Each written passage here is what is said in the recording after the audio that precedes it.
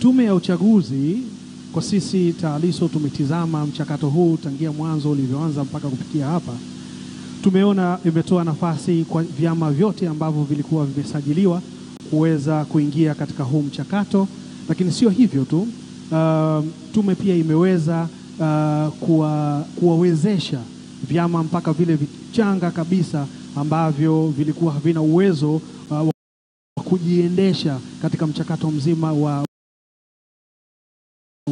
kwenda kwenye uchaguzi, na kuwapa baadhi ya vifaa na fande mbalimbali ili kuweza sasa kupata mazingira rafiki na wao kuweza kuwafikia wananchi ili kuweza kutangaza sera zao kuelekea katika uchaguzi. Sasa kwa mazingira hayo naweza nikajibu moja kwa moja kwamba amani itakuwepo kwa sababu tume imeweza kuwatengenezea mazingira vyama vyote kwa usawa kuelekea kwenye uchaguzi mkuu. Asante.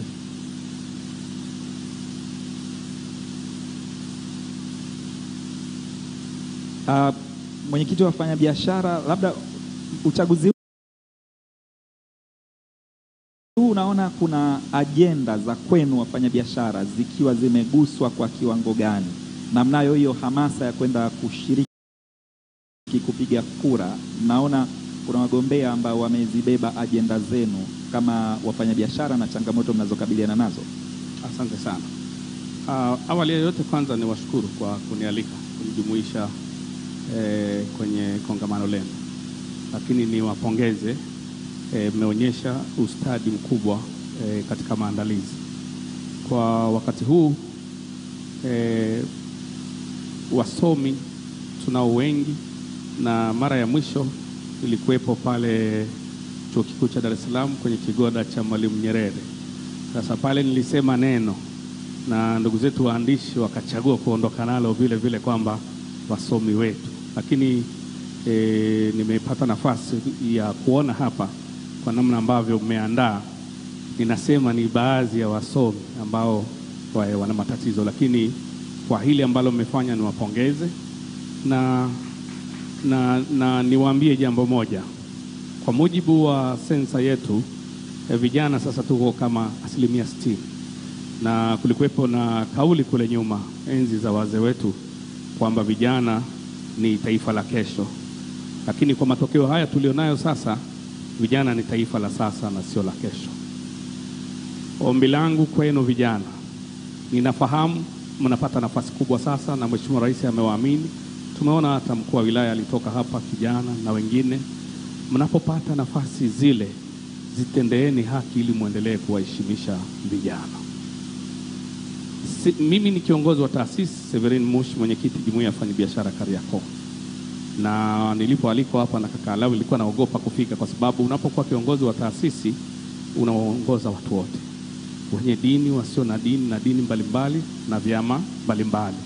Kwa nilipofika nilikuwa nachungulia kule nyuma, nasema humu ndani kumefananaje.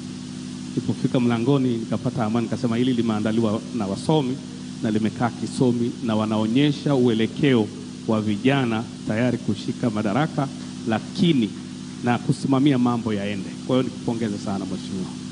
Kwenye eneo letu sisi wafanyabiashara tunafahamu kupiga kura ni takwa la kikatiba, na tunawashauri watu wetu wote tarehe 29 kwenda kupiga kura kwa mgombea ambaye anafikiri anafaa na atakaye simamia maslahi yake.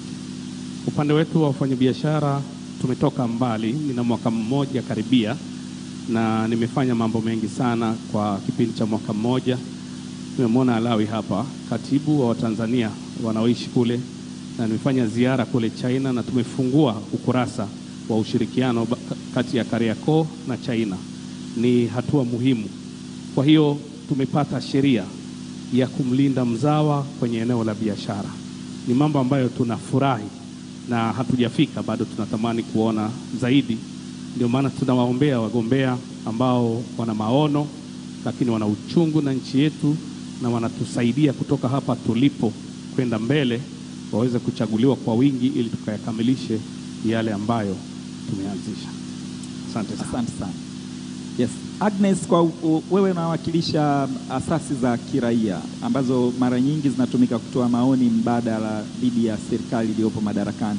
Mtazamo wenu kama asasi za kiraia na asasi yako ya kiraia kuhusu mazingira yote ya uchaguzi mkuu wa mwaka huu unasemaje? Na unaona kuna mazingira yanaweza kufanya uchaguzi huu ukawa na amani na utulivu? The global AI market is projected to reach $1.770 trillion by 2032. Asante sana.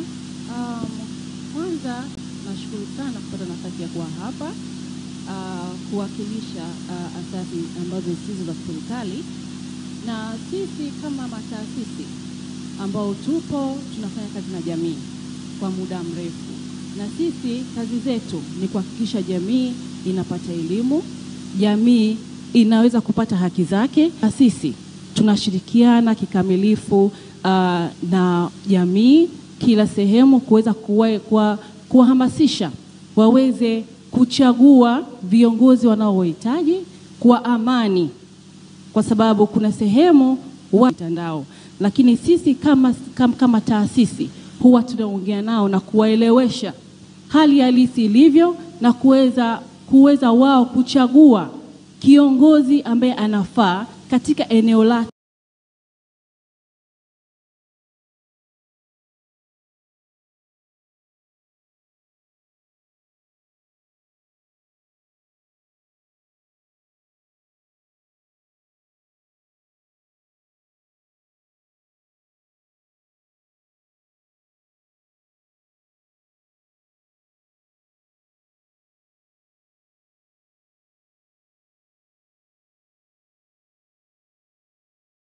Kwa matakwa yake yeye mwenyewe, kwa kuona kitu gani kiongozi huyu anaweze kupata viongozi bora ambao wao wataona ni sahihi kwao. Asante. Yes, Michael Masawe, yes, mwenyekiti wa maafisa usafirishaji. Hii maafisa usafirishaji inanipa wakati mgumu sana kuikariri. Bado bodaboda inanijia kwa haraka, itabidi nizoee taratibu.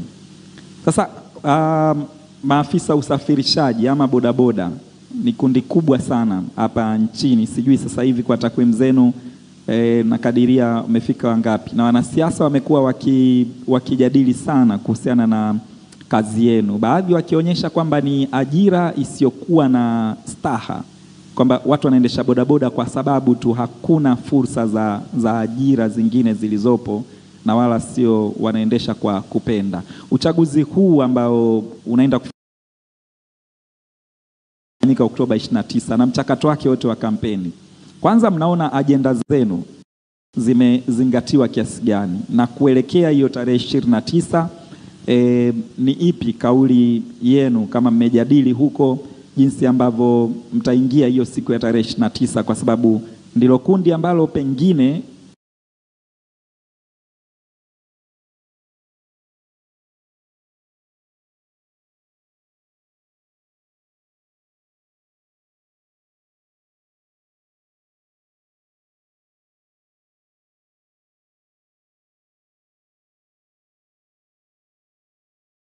watu wanatarajia walione. Asante. Nishukuru pia kwa nafasi ambayo tumepata kama maafisa usafirishaji au kazi ya kubeba abiria. Si kwamba ni kazi mbadala,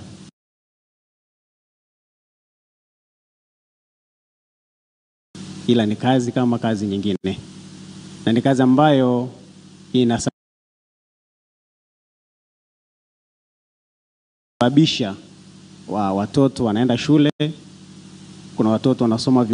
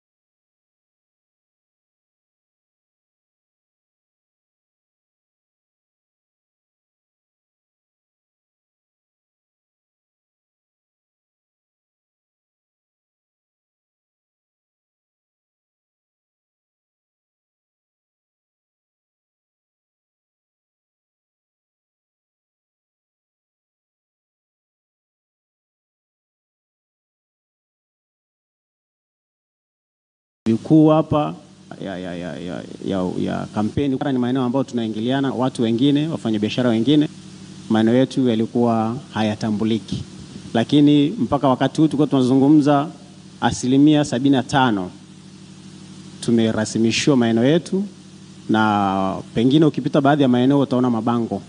Maana yake hizo ni jitihada za kuhakikisha kwamba tunafanya kazi katika mazingira mazuri, lakini pia mazingira wezeshi ambayo baadhi ya tozo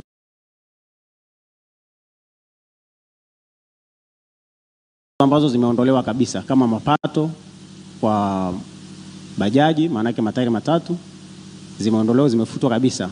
Kwa hiyo maana yake ni ajenda nyingi ambazo ni za msingi kwenye biashara yetu ambao zimekuwa zikibebwa na zikifanywa kazi, na tunaamini kwamba changamoto zingine zote ambazo zipo bado ni chache zilizokuwepo na bado zitaendelea kufanywa kazi, kwa sababu kama zile ambazo tuliziwasilisha zimeshatatuliwa na tayari watu wanafurahia maisha, manake hata zile ambazo tumeziwasilisha zingine zinaendelea kufanywa kazi. Kwa idadi ya madereva wetu ni kubwa, na tumeendelea kuhamasisha kwamba amani ndio kitu pekee ambacho kinaweza kusababisha tukaendelea kubeba abiria. Ukiwa hakuna amani hatuwezi kubeba abiria. Kwa hiyo mwisho wa siku tutashindwa kuendelea na program mbalimbali ambazo tunazo za maisha yetu binafsi, kwa sababu kama abiria wakiwa wanakimbia mabomu hawatakuja kwenye pikipiki tena. Kwa hiyo itatulazimu sisi tukose namna ya kuendesha familia zetu.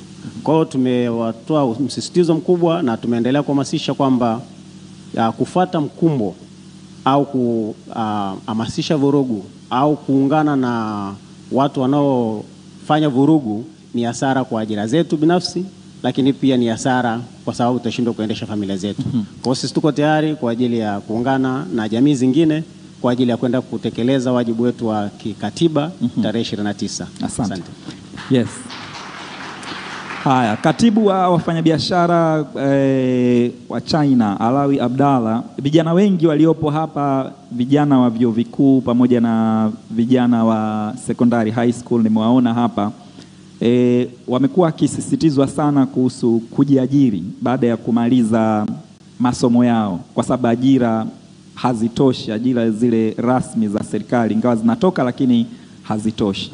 Wewe una uzoefu wa biashara ndani na nje ya nchi. Unaona kuna mazingira rafiki kiasi gani ili kufanya kundi hili kubwa la vijana wanaohitimu vyuo kujiajiri kama wasipopata ajira, ukilinganisha na nchi zingine? Mazingira ya kuanza biashara na kufanya biashara ni rafiki kiasi gani? Kwa sababu kundi hili ndilo ambalo wanasiasa wengi wanalitarget la wasiokuwa na ajira, na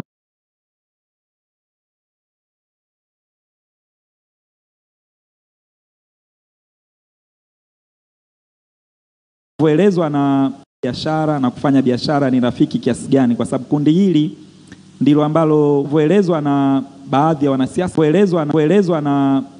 wanasiasa ni kwamba hata complication nyingi za kisheria na za kiutaratibu zilizopo. Mtazamo wako ni upi? Naam.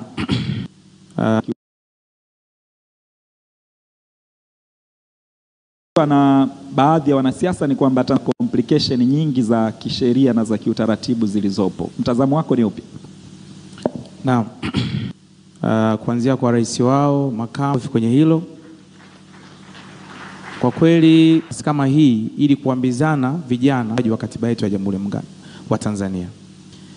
Mimi kwa majina naitwa Alawi Abdalla. Jamii kubwa ya Watanzania ambao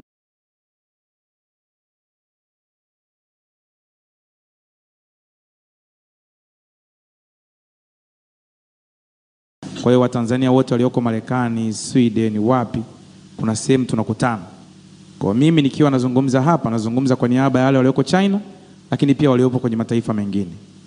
Labda nirudi kwenye swali lako la kimsingi. Ukweli ni kwamba Tanzania experience tunayo ya biashara za ndani na nje ya nchi. Na kwa muda mrefu sana nimekuwa nikishiriki kwenye mazingira ya kibiashara, lakini pia nikifuatilia namna gani nchi yetu inapiga hatua katika kutengeneza mazingira rafiki. Kwa experience tulionayo ama nilionayo, ukweli ni kwamba Tanzania hasa katika kipindi hiki cha miaka 4 tumepiga hatua kubwa sana ya kutengeneza mazingira rafiki kwa zile startup companies. Makofi tafadhali. Labda ni kwa nini nasema hivyo? Ni kwa sababu ya vitu kadhaa ambavyo naweza nikavieleza ambavyo kimsingi hapo awali havikuwepo. Katika kipindi hiki tumeona kwamba serikali imeandaa mazingira rafiki ikiwemo mfano manunuzi ya ndege ya Tanzania. Sana sana katika ndege ya mizigo. Watu wengi wanaofanya biashara wanafanya biashara hizi ndogo ndogo ambao wengi ndio wanaanzia huko. Ndege hii ya mizigo inasaidia kwa asilimia kubwa sana kuweza kumfanya mfanyabiashara hata kama na mtaji wa shilingi 500,000 akaagiza mzigo China na akauagiza leo akaupata kesho kupitia ndege ya Tanzania ya mizigo. Ambapo hapo awali haikuwepo. Ilikuwa inakuhitaji zaidi ya wiki 1-2 kupata hela na kuagiza mzigo wako na kuupokea mkononi. Leo hii mwenyekiti wa wafanyabiashara Kariakoo yuko hapa atakuwa shahidi. Wafanyabiashara wengi sana wanaotoka vioni wameongezeka Kariakoo kwa zaidi ya 30%. Wengi walioko pale ni wafanyabiashara wadogo wenye mitaji midogo ambao kuna wengine wanaanzia kwenye meza za chini za kupanga kwa mtaji wa shilingi milioni 1, shilingi 500,000 na wanafanya biashara zao. Lakini pia kupitia mpango huu tumeona kwenye ilani mgombea urais Daktari Samia Suluhu Hassan ameahidi kutenga zaidi ya bilioni 100 kuweza kusupport hizi startup companies katika kipindi cha kwanza cha siku 100. Hizi startup companies nyingi ni zipi? Ndio hizi ambazo zinaanza kwa idea bila kuwa na mtaji. Lakini pia kumekuwa kuna mahusiano mazuri kati ya financial institutions kama mabenki, hizi UTT AMIS ambazo kwa asilimia kubwa zimekuwepo ili kuweza kusupport kundi hili kubwa la vijana. Lakini kama haitoshi, kumekuwepo na maboresho ya bandari. Lango kuu la biashara kati ya Tanzania na nchi za nje kwa asilimia zaidi ya 80 ni bandari.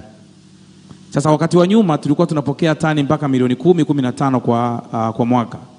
Lakini leo hii tunaona upanuzi wa bandari umefikia hatua sasa unapokea mpaka tani milioni 27 kwa mwaka. Hiyo ni bandari ya Dar es Salaam. Ukichanganya bandari zote 3 kwa maana ya Dar es Salaam, Mtwara pamoja na Tanga, unazungumzia zaidi ya tani milioni 35 ambazo zote zinapita hapa Tanzania kwa mwaka. Wakati huo biashara ya kuagiza magari Japani ilikuwa iko chini. Leo hii kwa mwaka tunaingiza mpaka magari milioni 12 kupitia bandari ya Dar es Salaam. Ambapo tumeona kumekuwa kuna ongezeko kubwa sana la yadi za magari, kumekuwa na ongezeko kubwa sana la vijana ambao wanatoka, kwa sababu tuambizane ukweli tu ni kwamba ukitoka hapa ukitaka kufanya biashara ya kuuza gari, mtaji wako ni maneno.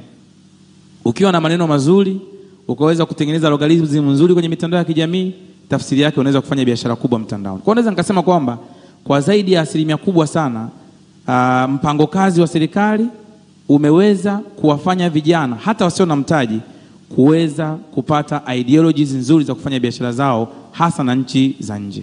Lakini pia kwa kuongezea hapo, labda tu niongezee kwa sababu unajua bahati mbaya zaidi nimeona katika mada yetu hapa kuna neno amani. Of course kipindi hiki cha karibuni kumekuwa kuna maneno mengi sana kuhusiana na neno amani, namna gani tunailinda kuelekea uchaguzi wa 29. Lakini tumeona chokochoko nyingi sana ambazo zinakuja against amani, asilimia zaidi ya 90 zinatokea nje, kwa maana ya Watanzania ambao wanaishi nje ya nchi. Na hao ndio kama base kubwa sana ya watu ambao wanachochea. Huo ni ukweli. Lakini kwa namna moja ama nyingine ninayo sababu ya kuzungumzia hili kwa sababu nipo kwenye ile kamati ya vijana ama Watanzania ambao wanaishi nje ya nchi. Labda mimi ni watoe hofu vijana, lakini pia kuwataka moyo, kuamini, kukuwapa moyo kwamba kwanza wanapaswa wafahamu asilimia kubwa ya watu ambao wanafanya uchochezi wa hivi vitu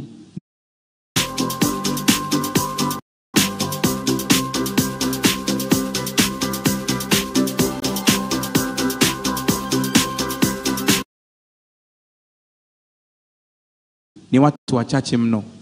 Asilimia kubwa ya Watanzania ambao wapo nje ya nchi wote wanasupport na wote wanaunga mkono jitihada za serikali katika kulinda amani yetu. Na ukweli ni kwamba serikali yetu imefanya maboresho makubwa sana katika kumshawishi ama kumwezesha Mtanzania aliyeko nje ya nchi kuweza kuwekeza hapa Tanzania. Imebadilisha sheria, na moja kati ya mabadiliko ya sheria ni kuweza kumfanya Mtanzania ambaye anaishi nje kwa maana ya diaspora kumruhusu kuweza kumiliki ardhi Tanzania, kumruhusu kuweza kupata haki ya urithi Tanzania, kumruhusu kuweza kufanya uwekezaji Tanzania.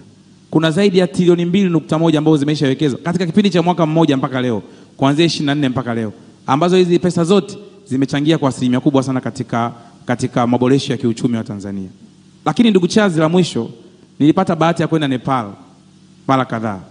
Kuna watu wengi nimeona kwenye mitandao ya kijamii wakiwa wanatoa mfano kwamba unajua Nepal walifanya hivi, Nepal wakafanya hivi. Na ukiangalia mapinduzi kwa mfano katika yaliyofanyika Nepal, mengi yalitoka kwa vijana ambao vijana wengi walikuwa ni vijana wa chuo. Sasa labda tulilate na Tanzania yetu. Wakati huo nimeenda Nepal, mimi mwenyewe nilistaajabu sana. Tunafahamu kwamba mlima Everest ni mlima mrefu kuliko wote duniani. Ule ni mlima ambao uko Nepal. Sijui kama kuna watu walikuwa wanafahamu au walikuwa hawajui. Na ule ndio mlima mrefu na ndio mlima ambao unachangia, ndio mlima ambao una attract kwa zaidi ya 85% ya tourism katika dunia hii. Sasa ukilinganisha Nepal na Tanzania, wakati ule tunaenda kule, Nepal bado haikuwa na uwezo mzuri sana kujiendesha kiuchumi. Pamoja na kwamba walikuwa na uwezo wa kukusanya hela nyingi sana kupitia tourism. Lakini kama haitoshi, ukiangalia tourism Nepal ilikuwa inachangia 7% mpaka 8% kwenye revenue ya nchi. Ukija ukilinganisha na Tanzania, sisi ambao tuna mlima, nafikiri ni mlima mrefu kuliko Afrika, lakini nadhani ni mlima wa pili kama sio wa tatu duniani. Unachangia kwa total tourism contribution ya economy, unachangia zaidi ya 12% mpaka 14% kwa uchumi wa Tanzania. Sasa unajiuliza, kama mlima Everest ulioko ambao ni mlima mkubwa ulikuwa unachangia 7% mpaka 8%, lakini Kilimanjaro pamoja na vivutio vyote vya kiutalii vinachangia zaidi ya 12% kwa nchi kama Tanzania, tuna haja gani ya kuandamana na kusababisha vurugu wakati utalii wetu hapa ndani ambao ni mdogo ukilinganisha na Nepal unaizidi mara 1.5 au mara asilimia kadhaa ya nchi kama Nepal? Kwa hiyo inakupata picha kwamba uongozi wetu, serikali yetu pamoja na watawala wetu wamekuwa na uwezo mkubwa sana wa kulinda malighafi na kuzifanya zichangie kwa asilimia kubwa sana katika kuboresha uchumi wetu. Huko nje bwana, watu tunaishi kama jahanamu. Na washaurini na wakumbusha, nchi za nje hakuna sehemu ambapo unaishi ukiwa na wasiwasi kama ukiwa nje ya nchi. Amani tuliyojaliwa na Mwenyezi Mungu tunapaswa kuilinda, kwa sababu ndiyo ambayo inatufanya tukutane leo hii na ndio ambayo itatufanya kuweza kupiga hatua kubwa za kimaendeleo. Kwa hiyo msidanganyike, tuendelee kulinda amani yetu. Nashukuru sana. Asante. Muda wetu umekimbia sana. Nilikuwa naomba kwa kuhitimisha Hija Mirambo, vijana wengi wa vyuo walijiandikishia sehemu tofauti tofauti kupiga kura, na sasa hivi vyuo vikiwa vimefungwa wamemove kwenda maeneo mengine, hawapo kwenye maeneo yale waliokuwepo mwanzo. Na mazingira ni rafiki kiasi gani kwao kuweza kushiriki kupiga kura kama walijiandikisha? Lakini pia neno lako la mwisho kwenye kuhitimisha, kwa sababu muda wetu umetuishia sana. Asante sana moderator. Katika swala hili, Tume Huru ya Uchaguzi ya Tanzania imetoa maelekezo kwamba ziko taratibu ambazo mtu yoyote ambaye anakidhi vigezo vya kupiga kura anaruhusiwa kupiga kura ya kumchagua rais wake popote pale alipo. Kwa hiyo katika mazingira hayo, haina haja ya huyu mwanafunzi ambaye alijiandikisha akiwa Sauti Mwanza, basi kwao ni Dodoma na yuko Dodoma, ashindwe kufanya chaguo lake katika mustakabali mzima huo wa umbali aliopo. Kwa hiyo anaruhusiwa kupiga kura huko alipo kwa kumchagua rais wake. Na mwisho kwa umuhimu, hili sasa ni waombe ndugu zetu wenzetu wa vyombo vya habari. Nyinyi ndiyo daraja ya hizi hoja ambazo sisi tunazileta na jamii yetu kwa ujumla. Tunawaomba mkawe daraja zuri kuweza kufikisha haya ambayo tunayazungumza hapa kwa ufasaha na kwa uhalisia.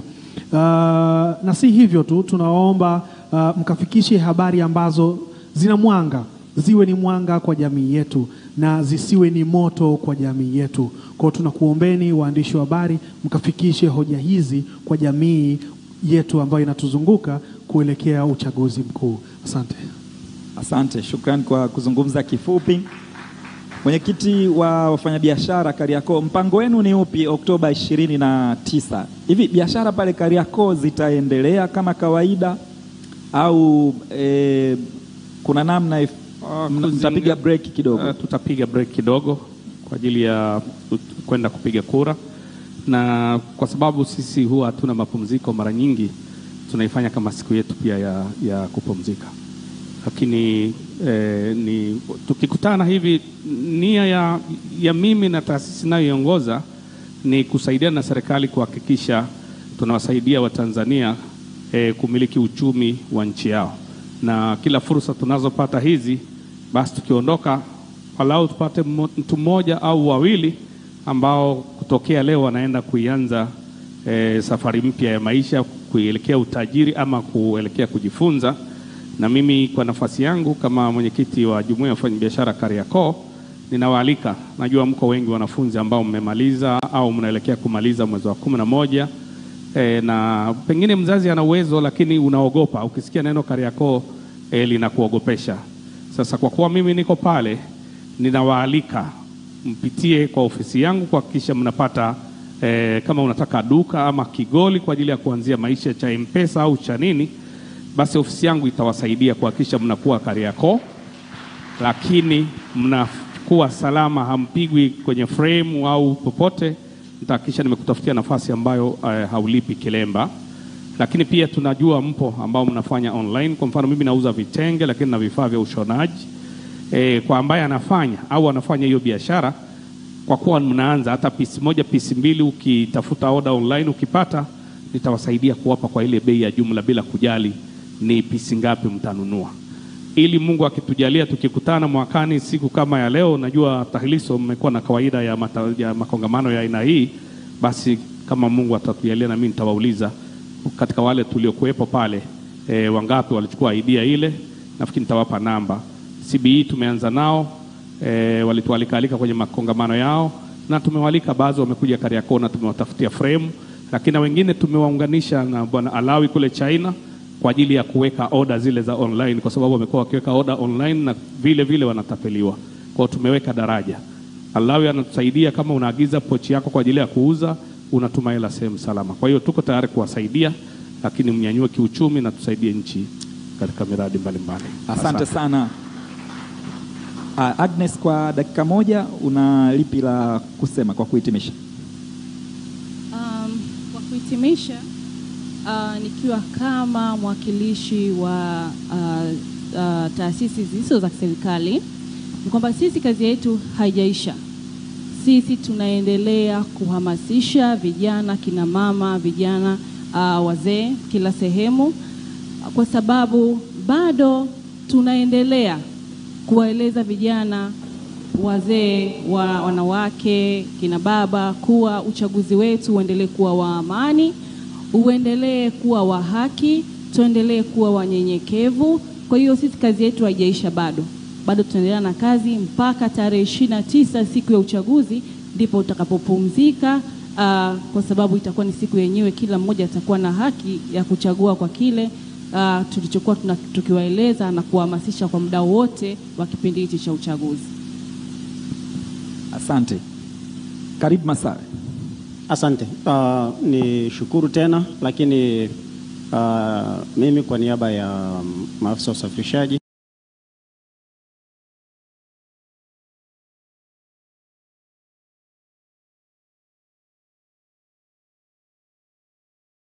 kwanza ni wakaribisha ofisini kwetu. Ofisi yetu iko Posta sana Mlaskari pale,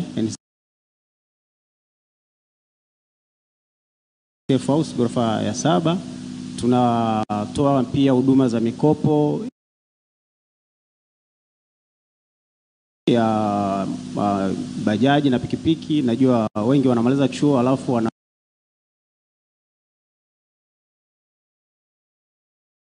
wanapata shida, lakini tunawaalika, tutawapa fursa hiyo ya kuwasaidia dhamana.